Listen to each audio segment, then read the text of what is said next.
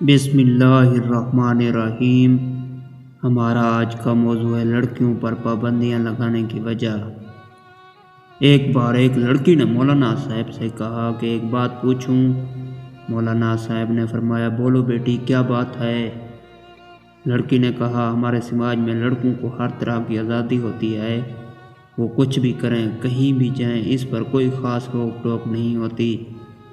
اس کے برعکس لڑکیوں کو بات بات پر روکا جاتا ہے، یہ مت کرو، یہاں مت جاؤ، گھر جلدی آؤ۔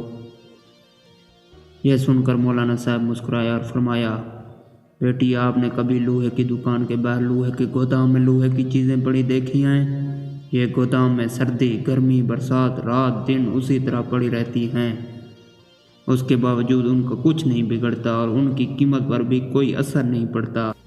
لڑکوں کی کچھ اس طرح کی حیثیت ہے سماج میں۔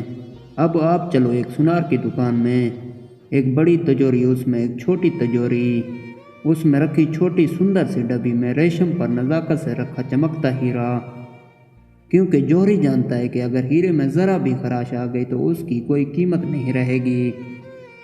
اسلام میں بیٹیوں کی اہمیت بھی کچھ اسی طرح کی ہے، پورے گھر کو روشن کرتی جھلملاتے ہیرے کی طرح، ذرا سی خراش سے اس کے اور اس کے گھر والوں کے پاس کچھ نہیں بچتا۔ بس یہی فرق ہے لڑکیوں اور لڑکوں میں۔ پوری مجلس میں خاموشی چھا گئی۔